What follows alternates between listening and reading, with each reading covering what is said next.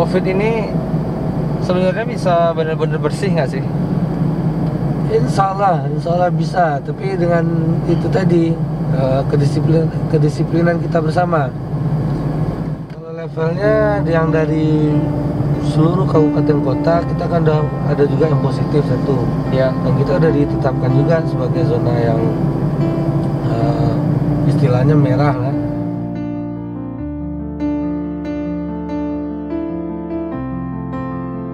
Kalau misalnya dari dalam, dari Pasaman Barat mau keluar, kelebihan penumpang kita suruh balik lagi, antarin dulu penumpangnya, baru dia boleh keluar dari Pasaman Barat.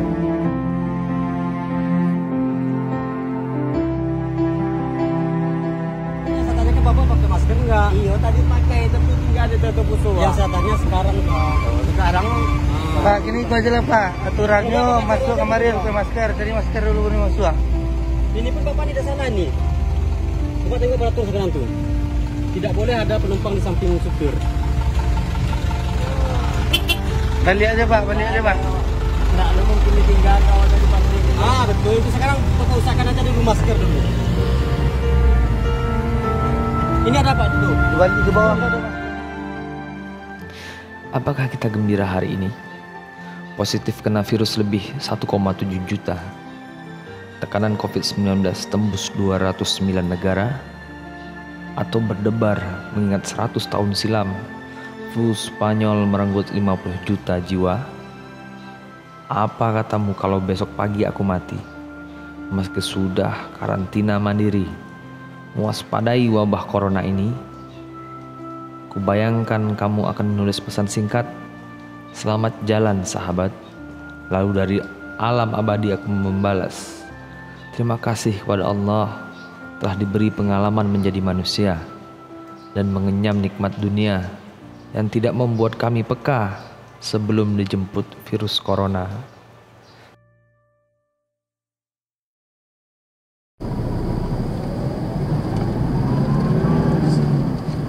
Jadi ini hari libur masih tetap ngecek lah.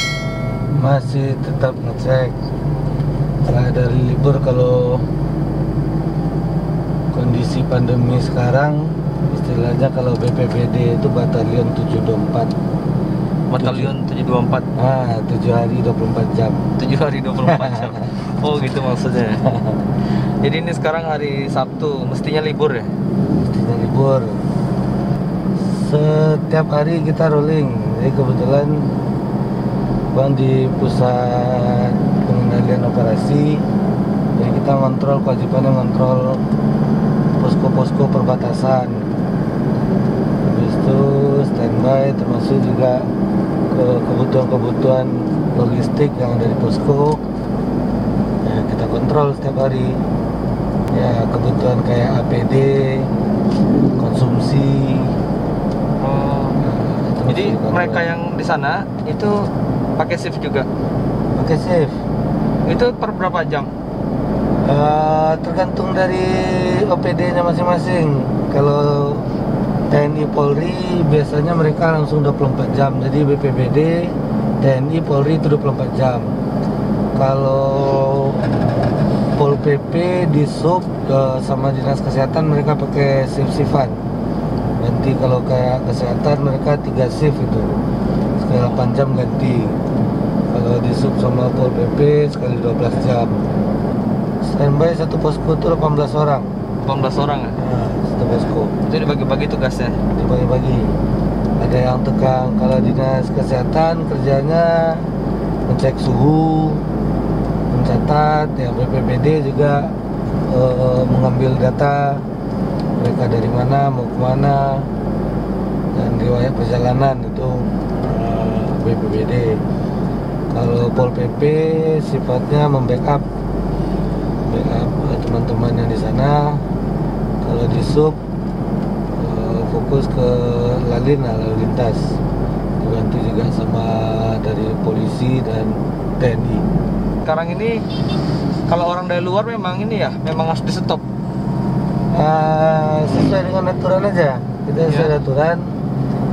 Yang pertama di pos perbatasan itu kita kan fungsinya untuk screening. Ya. Screening, memastikan yang pertama suhunya, kesehatan lah, kita screening awal.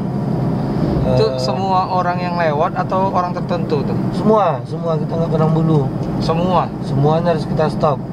Nah, apalagi dengan aturan yang baru sekarang ditetapkan oleh pemerintah, PSBB, Ya. batasan sosial berskala besar ini. Kapasitas mobil juga kita cek. Yang pertama mereka harus pakai masker. Kalau nggak pakai masker nggak boleh masuk Pesawat Barat. Oh gitu ya. Nah, yang kedua sesuai dengan aturan, kalau misalnya mobil kayak Avanza itu isinya cuma penumpang 3 sama supir 1, berarti cuma 4 orang. Di baris depan 1 orang, di baris belakang 2 orang, belakangnya lagi cuma 1 orang. Nah, kalau lewat dari itu ya kita ambil tindakan tegas saja, kita suruh turun. Nah, dan itu tanggung jawab penyedia jasa transportasinya, diantar atau ya teknis mereka lah. Tapi itu sekarang udah berjalan ya? Udah berjalan. Orang-orang yang mobilnya misalnya Avanza tadi itu memang udah tahu dia? Banyak juga yang nggak tahu. Banyak juga yang nggak tahu? Banyak juga yang nggak tahu. Nah, jadi kalau kita kan apalah yang mana travel, yang mana enggak. Awal-awal sudah kita kasih tahu. Di stop pertama mereka ada kelebihan muatan nggak sesuai aturan, kita kasih tahu bahwa Pak aturannya begini. Kalau misal besok kedapatan lagi, tindakan kita seperti ini. Nah, kita kasih tahu. Nah, pas kedapatan lagi kita suruh turun. Ada itu? Ada. Dan kita udah nyiapin tenda, namanya tenda penungguan, nah istilahnya. Nah, jadi setiap penumpang kita suruh nunggu di sana, nanti dijemput lagi sama travelnya. Kalau misalnya dari dalam, dari Pasaman Barat mau keluar, kelebihan penumpang kita suruh balik lagi, antarin dulu penumpangnya, baru dia boleh keluar dari Pasaman Barat. Jadi masih ada juga ya? Masih banyak, malah bukan ada juga. Banyak ya? Banyak. Jadi itulah susahnya. Ya mereka alasannya klasik aja kan. Iya. Nah, ini ekonomi, kecostoran, ini segala macam. Tapi ya gimana? Semuanya harus patuh dengan aturan supaya ini COVID-19 ini cepatlah lewat dari negara kita. Kalau yang kedapatan curang itu ada nggak Pak? Curangnya maksudnya gimana? Maksudnya ya diakal-akalin gitu? Sejauh ini nggak ada sih, nggak ada yang curang diakal-akalin, nggak ada. Nggak ada ya? Ya mereka mau ngakalin gimana sih mereka mau ngakalin? Iya, misalnya kalau ada jalan potongnya untuk Nggak ada. Nggak, karena semua jalan kita tutup. Oh gitu. Nah, kalau mobilnya dari luar, saya dari Pekanbaru segala macam, mobilnya cuma sampai sana, sampai batas saja. Kalau mereka bawa barang, kecuali yang barang diperbolehkan, Ya. ya kita suruh stop di sana. Dan kalau katanya mereka mau ngantar barangnya ke satu daerah di dalam Pasaman Barat, Ya. kita minta orang dari Pasaman Barat jemput ke perbatasan. Oh gitu ya. Ya, itu ada berapa mobil kita gituin. Jadi memang ketat ya sebenarnya. Ya, Kalau ini Pak, misalnya orang naik motor, naik motor juga gitu. Kalau misalnya mereka nggak pakai masker, kita suruh balik. Kalau mereka berboncengan, mereka harus satu alamat. oh gitu. Mereka satu alamat. Satu alamat. Iya, satu alamat. Ini kan makanya kita mesti ketat kayak gini. Dengan kondisi terkini penyebaran wabah COVID-19 di Sumbar ini kan sudah terjadi transmisi lokal. Ya. Transmisi lokalnya maksudnya penyebarannya tuh udah di antar orang yang ada di dalam provinsi aja, bukan dari luar lagi. Karena dari luar kan udah ada pembatasan, yang mudik dilarang ini segala macam. Nah sekarang di Provinsi Sumatera Barat peringkatnya secara nasional untuk banyaknya positif setiap harinya tuh Sumatera Barat nomor 11 dari 34 provinsi di Indonesia. Kalau untuk di Sumatera nomor 1 Sumatera Barat. Nomor 1 Sumatera Karena Barat. kita pernah satu hari itu pertambahannya sampai 23. Hari kemarin itu 23. Nah makanya dengan banyaknya yang terpapar dalam satu hari itu ya kita mesti ketat. Jangan sampai nanti ada lagi perpindahan dari Padang ke khususnya kita di Pasaman Barat. Nah tambah ribet lagi kita ngurusin ini penyebarannya. Jadi kita dari 3 penjuru nih ya, di daerah Kinali, Talamau, sama Ranah Batahan. Ranah Batahan. Ya. Ini posisinya ketiganya sama ya, maksudnya seperti itu ketatnya gitu ya. Ya, sama gitu. Kalau yang di khususnya yang di Ranah Batahan, Ya. karena sekarang diambil alih oleh kementerian sama pihak Polri, Ya. Kementerian Perhubungan maksudnya. Ya. Kalau situ lebih ketat lagi, semua yang nggak platnya plat Sumbar disuruh balik. Oh, karena di situ berbatasan sama provinsi langsung. Provinsi langsung ya? Sumut langsung. Sumut. Nah, makanya langsung putar balik aja. Langsung putar balik. Langsung putar balik. Pokoknya dari luar nggak boleh masuk sama sekali. Nggak boleh masuk sekali. Kalau di ini di daerah Talu, Daerah Talu enggak, karena masih dalam satu provinsi juga, tapi tetap kita tanya. Kita Iya. tanya identitasnya, KTP-nya, mau kemana, tujuannya apa, segala macam. Kalau misalnya tujuannya nggak sesuai dengan apa-apa yang udah ditetapkan oleh aturan yang berlaku, ya terpaksa kita suruh balik juga. Kalau levelnya yang dari seluruh kabupaten kota, kita kan udah ada juga yang positif 1. ya. Dan kita udah ditetapkan juga sebagai zona yang istilahnya merah lah, zona merah. Dan ya penanganan kita harus serius, karena kalau ini COVID ini berlama-lama, dampaknya sangat-sangat tidak bagus itu untuk semua aspek kehidupan kita, ekonominya, sosialnya, segala macam. Ya kalau kita nggak serius menangani, ya ini bisa jadi bencana besar untuk kita di Pasaman Barat dan Indonesia pada umumnya. Tapi yang paling penting memang di perbatasan ini ya, karena orang keluar masuk di Nah, situ ya. perbatasan ya.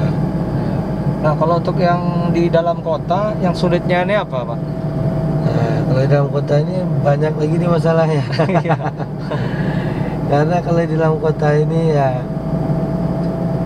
kita bikin anjuran segala macam, tapi yang namanya kebutuhan hidup itu kan nggak bisa ditunda, apalagi yang masalah dengan untuk kebutuhan dasar. Nah, di PSBB pemerintah pusat dan pemerintah daerah tidak punya kewajiban untuk memberikan atau memenuhi kebutuhan dasar warga. Iya. Nah, di sinilah dilema kita, makanya terjadi banyak pelanggaran di tengah-tengah masyarakat. Apalagi kayak bulan puasa sekarang ini, orang banyak jual pabukuan, dan sore-sorenya mereka juga jalan-jalan ngabuburit. Iya. Nah, ini juga jadi dilema bagi kita. Kalau kita larang semuanya, itu berarti udah sama kayak karantina wilayah. Iya. Nah, semuanya akan berhenti, putaran ekonomi dan segala macam akan berhenti. Jadi dengan alasan yang banyak lah ya, mereka nih masih bisa keliaran kalau di dalam kota ya sebenarnya. Iya. Tapi mungkin ini Pak, kalau sosialisasi mungkin gimana? Kalau di kota kurang atau gimana? Makanya mereka nih masih banyak yang bandel. Dua-duanya kurang, social distancing sama physical distancingnya kurang. Iya. Nggak tahu, mungkin padahal sosialisasi sudah kita lakukan. Itu memang merubah suatu kebiasaan dari masyarakat secara spontan kayak gini memang susah. Iya, emang susah ya. Memang susah. Ini kan mau apa? Di mana apa kita lagi puasa, yang biasanya rame ngabuburit, buka bersama. Dan perubahannya ekstrim. Nah, tiba-tiba kita memang dilarang gitu ya. Yang memang langsung dilarang mendadak, semuanya nggak boleh gitu ya. Iya, susah. Iya. Jadi mudah-mudahan nanti pelan-pelan lah kita ngasih pengertian ke masyarakat. Kayak dulu kan awal-awalnya kayak pesta, kondangan dan segala macam dilarang, itu kan terjadi juga penolakan. iya. Nah, tapi pas kita kasih pengertian ini nanti mudaratnya, efeknya segala macam, resikonya, alhamdulillah masyarakat bisa Mulai mengerti ya. mulai ngerti. Termasuk juga ada kayak rumah-rumah ibadah. Ya, rumah-rumah ibadah juga awal-awalnya ada sedikit gejolak penolakan ya, tapi ya kita ngasih pemahaman lah ke masyarakat bahwa perlu untuk menjaga jarak, dan terutama kalau kayak di masjid-masjid itu mesti ada protokol tentang kesehatan, harus pakai masker, ada hand sanitizer dan segala macam. Lama-lama mudah-mudahan bisa lah masyarakat mengerti. Ya. Covid ini sebenarnya bisa benar-benar bersih nggak sih? Insya Allah bisa, tapi dengan itu tadi kedisiplinan kita bersama. Kita diam di rumah selama 14 hari itu sangat-sangat menekan penyebaran dan bisa memutus mata rantai.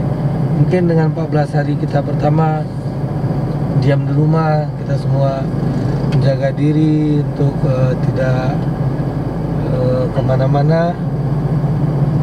Itu salah satu cara yang paling efektif, dan 14 hari ke depannya mungkin insya Allah kita bisa bebas dari wabah yang sangat-sangat meresahkan ini.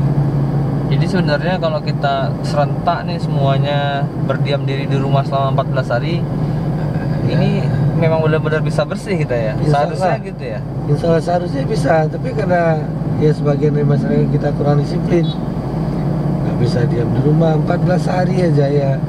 Kita bantu pemerintah, kalau enggak jangan sampai negara kita sama seperti negara-negara yang juga tingkat terdampaknya tuh parah seperti Ekuador atau Italia, Spanyol dan lain-lain, lagi seperti Amerika juga, karena ya mereka tidak disiplin tradisi dan kebiasaan mereka duduk di bar, di tempat-tempat keramaian ya seperti yang kita lihat sekarang.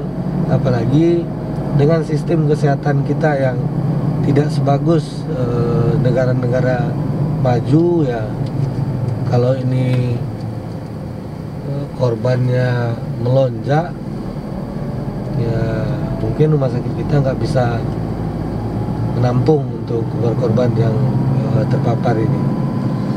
Iya ini bang, sebenarnya ini saya pernah dengar ya cerita dari teman diskusi. Kita ini sebenarnya bukan masalah kenanya juga, tapi memang fasilitas kita apabila kena yang serentak, kita nggak punya fasilitas untuk mengobatinya ya. Dan inilah yang memang mungkin harus disadarkan oleh masyarakat gitu. Bukan masalah cuman sekedar kena corona terus berobat, ada yang sembuh, ada yang meninggal gitu.